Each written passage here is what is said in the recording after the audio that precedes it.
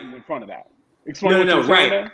I was saying that in the context of we have a faith and we're recognized by our faith. We're the most popular faith in the world, right? And it started as Christian rap, and now we feel like we can't be Christian rappers by title anymore because it's not reaching people. And I'm saying that's not true. That's not true that I want to reach a different demographic, so let me take Jesus out.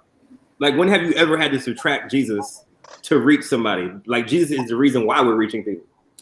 Well, and I go ahead, Trish. No. I was just gonna say, I don't think that they're taking Jesus out of their music. They're just taking the Christian part out of their title. So it gets them into other rooms easier than it would have they put the Christian. So I understand. I mean, listen, you don't think that Jesus has been taken? Let's just. That's why I said it's all about the content. Right. Because if you're changing the title and the content, then that's a problem. That's totally like, and if they you are change the title. Yeah, there are people who are doing it. That's who I have the issue with. But I'm saying if you're just changing the title just in name only, then I don't have a problem with that. But once your content changes, then that's where I have a problem. Because like if you just don't want to be a Christian, period, then okay, yeah, that's an issue. But if you just don't want to be called a Christian rapper, that's one thing. But if you just like, okay, I've used this platform to achieve success, and now that I've arrived, I don't want to be a Christian anymore or make Christian music, I think that's a different conversation. And that's happening. That is happening, which is problematic. That's a whole nother conversation. Mm-hmm. That's a whole nother conversation. Now let's think about. They get to ride off of the Christian platform, the Christian demographic that they acquired to get where they are. Right. And then it's like, well, I don't want to be that. So I think that's a whole nother conversation. But yes, I agree. Now, let's go down this timeline real quick. Okay. Let's remember when Cross Movement was at their height. You feel me? Because, I mean, to me, Cross Movement was like the most famous Christian rappers at that time, right? Mm-hmm. Yep. And they were like the authority. CDs sold wise, it was gospel gangsters, but whatever. Yeah. But they were the authority of Christian hip hop. This is fact. They were a trusted source. Yeah. All right, boom. Now, when Cross Movement was out, like, you weren't just getting on tracks because you was nice. Like, you had to know some stuff. Like, you had to be solid. You had to be facts. Like, yo, let's talk about this Trinity. Let's talk about theology. Let's talk about your walk with Christ. Boom, boom, boom. Feel me? Mm-hmm. All right. So as we get watered down a little bit, as Cross Movement exits the scene, you got these new labels coming up. You got these new artists coming up. And now, it's a little more looser. It's a little more fluid, right? Well, it didn't just change like that. True. It was extremely hardcore. No, they weren't. I didn't say they weren't. Yeah. No, they were. I agree. Lamp Mode was extremely hardcore. Everybody was extremely I'm not saying they weren't, quote. Mm-hmm. I'm not saying they weren't. Probably 10 years after Cross Movement. I agree. Yes, you're right. But I'm saying, I guess the point I'm making without going through the timeline, Cross Movement, super solid biblically. You got theology in the rap. You grew spiritually. You felt like you were edified, right? At the height. As you take Cross Movement out of the picture, does Christian rap get more Jesus or more secular? Do we take Jesus like there's a decline when it comes to content about Christian content in our music from a Cross Movement era to a Reach era? For sure. And through that, we took Jesus out the name of, or not Jesus rapper, but we took the faith out the name Christian rapper, and we took our faith out the music. It's way less about Jesus in tracks and more how can we sound like what the world's doing. I was talking to an A&R from Reach the other day. I said, bro, all y'all records sound like y'all trying to be somebody else. All y'all records sound like y'all trying to be a little baby joint. Y'all trying to be a City Girls. They got one day on here with a twerk joint with Portia Love. It's not a twerk joint. Stop That's it. a twerk joint, son. Stop it. That is a twerk joint. That's a twerk joint. I mean, I think it's hot. I can see it. It is though. It's the proper way to open up the playlist. I love it. It is. But it's a twerk joint. They trying to sound like the world. Since when are we supposed to sound like the world? Listen, I'm not here to say they're trying to sound like the world, and that's not even necessarily our topic here. Our topic is about people having the name or not having the name. So that's where it starts at, though. It starts with taking the name out. Now let's take it out the content. Now it's a little trickle down. It all goes together.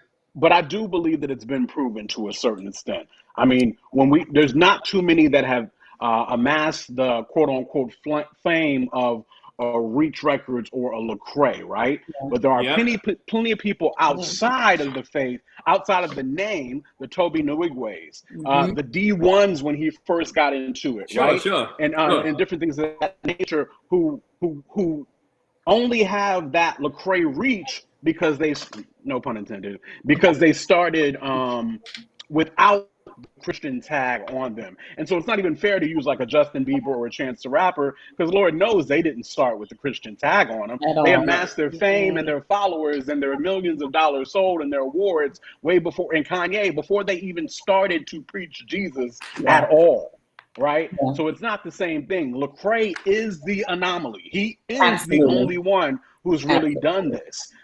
So with that being said, I've always been a pusher of Christian hip hop. I love Christian hip hop. When this conversation first started, I was never hardcore either way, but of course I leaned on the side of the Christian rapper side. I now definitely see how, from a branding perspective, having that Christian title definitely keeps you out of certain rooms, makes it harder to achieve or come across or whatever the case may be. I see that.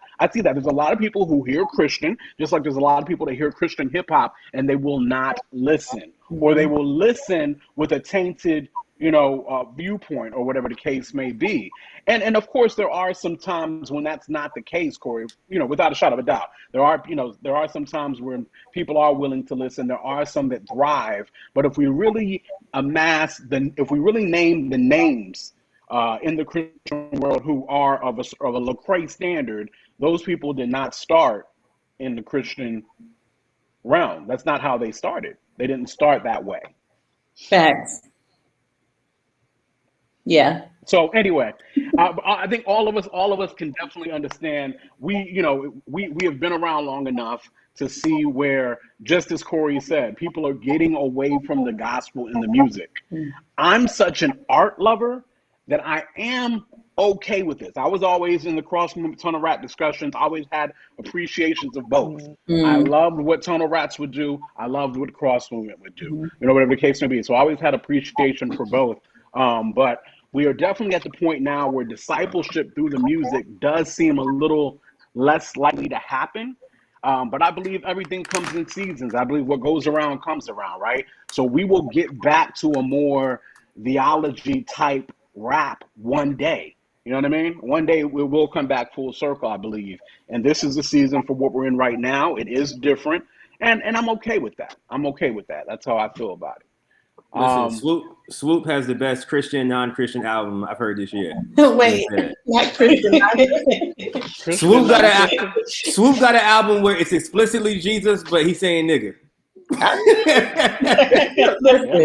And cussing. He's cussing on them joint too. He said the D word in the joint. And he's cussing. That don't count. That don't count. You won't say it in church. So here's the thing. Here's Trisha where that does count, right? Because speaking of being a Christian rapper or not being a Christian rapper, what people never really take into consideration, what I feel like the artists don't take into consideration, is the music pusher. The people who are curating playlists, the people who are program managers at radio stations, the people who are DJs spinning live sets. If I'm at a Christian event spinning your hot new joint and you drop the N-word, or you drop a harmless cuss word, whatever the case may be, you've done messed me up. Yeah. You feel what I'm saying? As I'm trying to promote you, you done messed me up. I never can come back again because of you.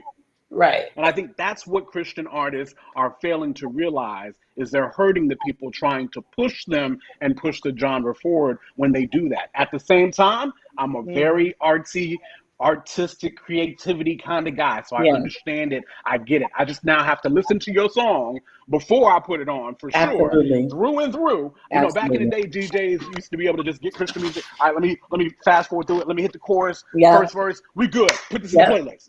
We can't do that no more. Now we got to listen to that whole joint because you might screw up my livelihood. Or if you playing that joint in the car or in the house with your kids and you thinking this is clean, this is good. Yeah. And then your son be like, wait, did he say the N-word on me? Yeah. Oh, you know what? Yeah, he did. Then you got to have that conversation, which is okay too. You know what I mean? When my kids were a certain age, it was good to have those conversations. So that's that topic. Are you a Christian rapper? Or are you a rapper that's Christian? Again, we've heard it plenty of times. Let's go on to the next topic here. And the next topic is going to be, who are the best in Christian hip hop media? Who do we enjoy consuming the most? Of course, the Tastemakers, right? That's why you're here. That's why you're watching right now, because you love what we do. Don't forget to like and subscribe. Thank you so much. So exactly as Seagull said, Tastemakers is your number one.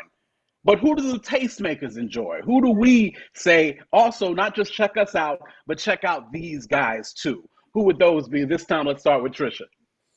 I'm gonna go with the crew. I mean, I just love their realness. I love their, they literally real rap raw. And they know what's going on, I like to support my brothers. So yeah, I'm gonna go with the crew. Yeah, no doubt. Seagoss. Is this live? This ain't live, is it? This ain't live, nah. All right, man. I just want to make sure. Anybody but Rapzilla. You wouldn't say that if it was live? I wouldn't, because we need them for domination. Y'all sure do. Listen, they are a necessary evil. Come on, guys. Nobody believes Rapzilla is evil. She was making a joke. Domination, that's the conversation you always be having. Rapzilla is that bad girl in high school that you always wanted to talk to.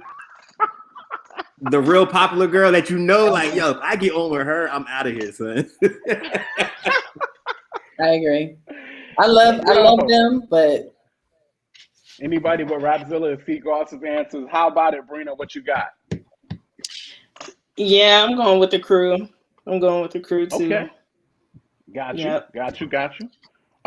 You know what? Let's make 3 for 3. I'm going with the crew as well.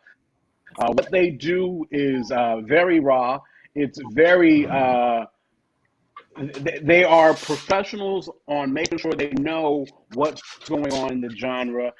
They are very good at creating content as well, even where things might not really be much of anything. They're good at doing that as well. And honestly, I mean, hey, as tastemakers, I'm sure a lot of the conversations that we will have will be because of the conversations that the crew are having.